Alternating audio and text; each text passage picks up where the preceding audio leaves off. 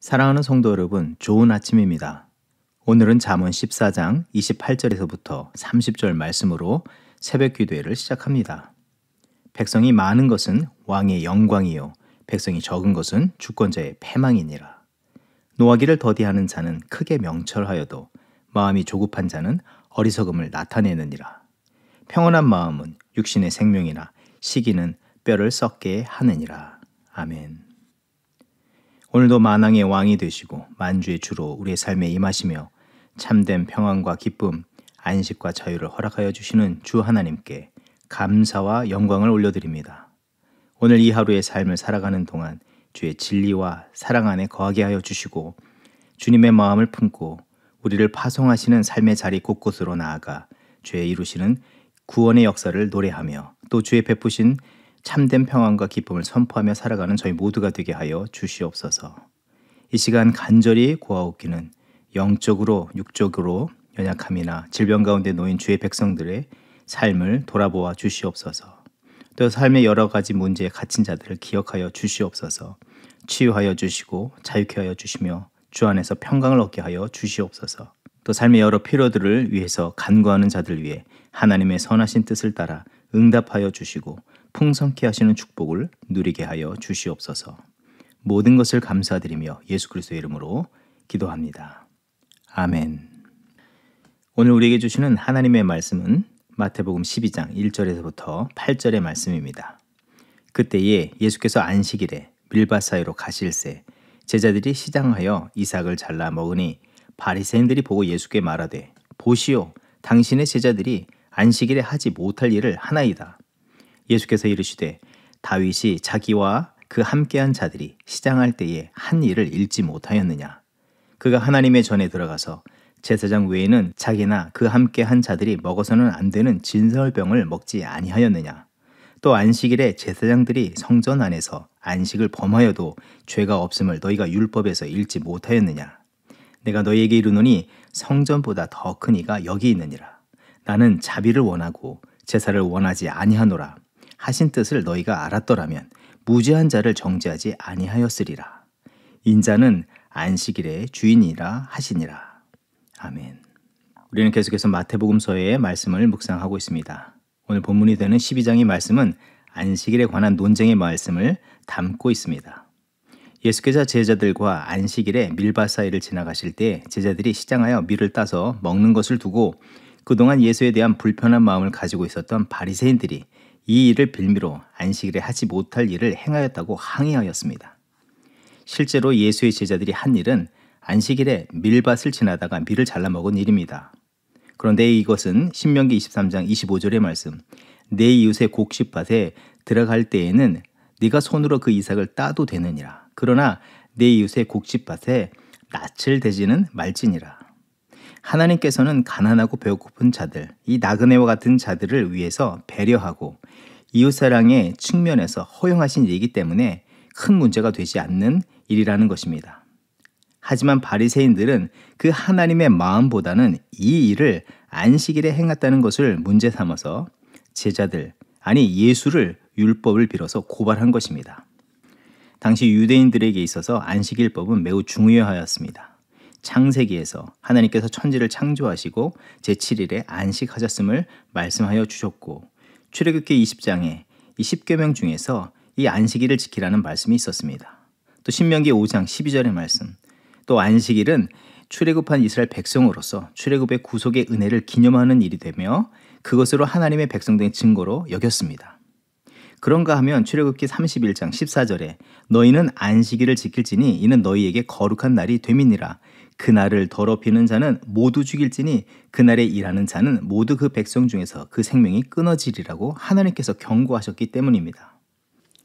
그런 측면에서 바리새인들의 입장에서 이 안식일을 범했다는 것은 우리의 생각에 이 교통법규 중에서 노란불의 교차로를 지나간 이런 신호 위반 정도의 법을 위반하는 것이 아닙니다.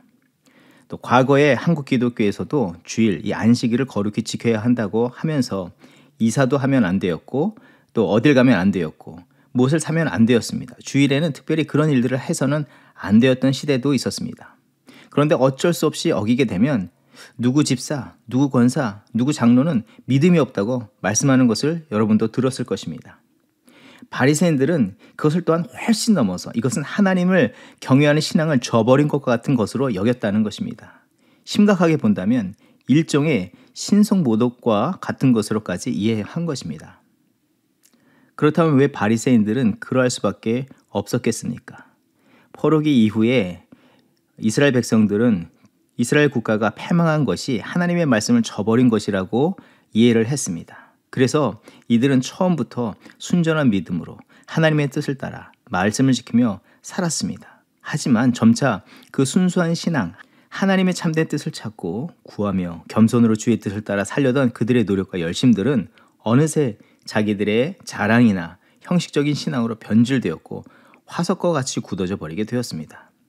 그리고 예수님 당시에 이르러서는 그들의 믿음의 구조는 그들이 율법의 자리를 차지하고 하나님의 뜻마저도 자의적으로 해석하면서 율법의 잣대로 다른 사람들을 판단하고 정죄하고 있는 것이었습니다. 하나님께서 허용하신 이 자비와 긍휼, 이웃사랑으로 열어놓으신 이 말씀조차도 닫아 걸고 안식일법을 빌어서 죽음으로 몰아가고 있는 것입니다. 안식일 논쟁 중에서 주께서 주신 해답은 이렇습니다. 6절에서부터 8절의 말씀. 내가 너희에게 이르노니 성전보다 더 큰 이가 여기 있느니라. 나는 자비를 원하고 제사를 원하지 아니하노라 하신 뜻을 너희가 알았더라면 무죄한 자를 정죄하지 아니하였으리라. 인자는 안식일의 주인이라 하시니라.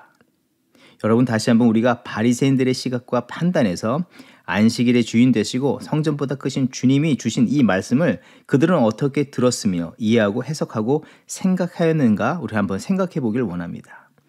그들은 문자적으로 또한 자신들이 가진 판단 등으로 6절과 8절의 말씀에 집중하였을 것입니다. 예수께서 연거푸 자신이 하나님이라 거룩한 성전보다 크다 하였기에 그 말씀에만 고정되었을 것이며 속은 부글부글 거려 참지 못할 지경이 되었을 것입니다.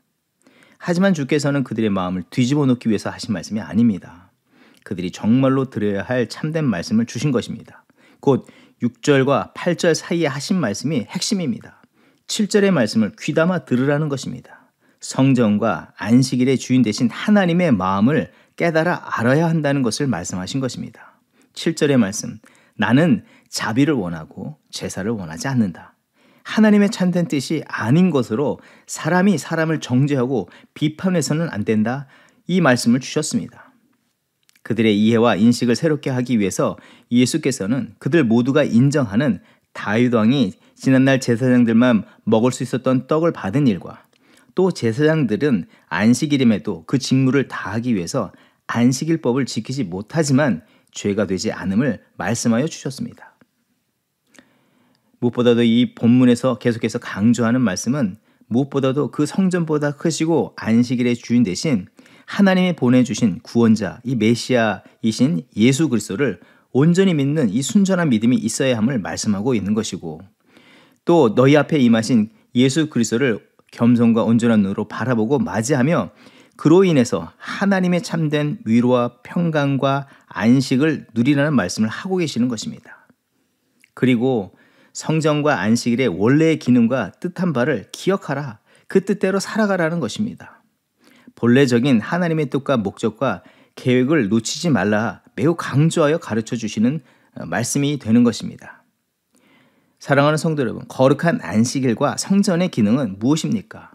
마가복음 2장 27절의 말씀, 안식일이 사람을 위하여 있는 것이며 사람이 안식일을 위하여 있는 것이 아니라 말씀하여 주셨는데, 모든 죄와 허물이 있는 자를 부르시고 죄를 씻고 하나님과 화목을 이루며 또 이웃과 화평을 이루게 하며 모든 백성을 하나님께서 베푸시는 자비와 긍휼, 위로와 회복을 힘입고 새로운 삶을 살도록 하기 위해서 세우시고 허락하신 것이 바로 안식일과 성전이라는 것입니다. 또한 그 회복된 자들을 통해서 하나님의 자비와 은총이 세상으로 흘러가 사람들 사이에 서로 긍휼히 여기고 사랑하게 만들며 궁극적으로는 하나님의 나라를 이뤄가도록 해야 함을 가르쳐 주신 것입니다. 우리는 이 말씀을 이 아침 받았습니다. 그렇다면 이 말씀을 통해서 우리는 무엇을 생각해 보아야 하겠습니까? 우리들의 처음 믿음, 매우 미미해 보였지만 순전했던 믿음, 순수한 믿음, 그러나 분명한 복음 위에서 서고자 했던 그 믿음의 열정이 우리 안에 있었는데 오늘날 우리가 그 믿음을 간직하고 있는가 하는 것입니다. 혹 바리새인들처럼 교만과 자기 합리화로 변질되고 굳어진 믿음의 모습은 없느냐 하는 것입니다. 제게는 조카가 있는데 그 조카가 5살 정도 되었을 때에 저의 첫째 딸이 한 3살 정도 되었을 때였습니다. 이 조카가 제 딸이 막무가내로 굴었는지 어느 날 하는 말이, 이 5살짜리가 3살짜리를 향해서 하는 말이 조그만 게 까불고 있어 라고 하는 것입니다. 아마도 제 딸이 그 말이 좀 힘있게 보였는지 그때 그 말을 배웠던 것 같습니다. 그래서 둘째가 태어나서 조카와 같은 나이가 되었을 때에 한 8살짜리 되는 딸이 3살 되는 둘째 딸에게 하는 말이 바로 그 말이었습니다. 조그만 게 까불고 있어. 나이와 덩치로 동생을 판단하고 그것을 힘으로 사용하고 있는 것을 보게 되었습니다. 그런데 그 아이는 자기가 가지고 있는 그 나이와 덩치는 알고 있지만 아빠와 엄마의 본래적인 마음으로 동생을 바라보지 못하고 있었다는 것입니다. 상대적으로 자기가 가진 생각의 크기와 가진 힘으로 상대를 판단하고 몰아세우는 것을 우리는 이런 일들 속에서 볼 수가 있는 것입니다. 바리새인들이 하나님의 마음은 모른 채 자신들의 열심, 자신들의 의로 백성과 심지어 하나님을 판단하고 있었습니다. 오늘 우리 안에도 이와 같은 그릇된 믿음이나 행위가 있다면 조사하고 돌이켜서 회개하고 참된 믿음 안에 거하는 삶을 이루는 저와 여러분이 되어야 하겠습니다. 또 이와 같은 그릇된 길로 가는 자들의 삶에는 하나님의 참된 평안과 안식, 쉼이 임할 수 없고 도리어 연약한 백성이나 심지어 주 앞에 강팍한 마음으로 사는 메마르고 불행한 모습을 나타낼 수밖에 없다는 것을 우리는 기억해야 합니다. 우리는 만약 그런 삶을 살고 있다면 이 불행의 그릇된 믿음을 저버리고 다음과 같이 살아야 할 것을 주님께서 말씀하셨는데 그 말씀대로 살아가야 하는 것입니다. 다시 한번 우리가 7절의 말씀을 생각해 보면 나의 마음은 죄 있는 자들일지라도 자비와 긍휼을 그들에게 베풀기를 원한다. 십자가의 사랑으로 구원하길 원한다. 너희는 때로는 너희의 굳어진 마음, 병든 생각으로 무죄한 자를 판단하고 정죄하려고 하는데 그것은 나의 뜻이 아니다. 혹 나의 잘못된 생각과 마음 때문에 누군가를 결박하고 정죄 속에 빠뜨린 적은 없습니까? 우리는 이제 그 불행에 빠진 바리새인의 마음을 벗어내고 죄를 사하시고 자비와 긍휼을 베푸시며 평안과 안식을 베푸시는 주님을 더욱더 온전히 믿고 주를 닮은 삶을 이루는 영적인 승리의 삶을 이뤄가는 저와 여러분이 되어야 할 줄 믿습니다. 오늘도 그런 믿음의 삶을 이루어서 우리의 삶 가운데 하나님의 주시는 그 풍성한 은혜를 누리고 또 세상 가운데 그런 하나님의 영광의 역사들을 나타내는 저와 여러분의 삶이 되기를 주의 이름으로 축원드립니다. 기도하겠습니다. 나는 자비를 원하고 제사를 원하지 아니하노라 말씀하여 주신 자비와 긍휼이 풍성하신 주 하나님, 오늘 우리가 그 하나님의 자비와 긍휼 아래 참된 평안과 위로와 안식을 누리게 됨을 감사드립니다.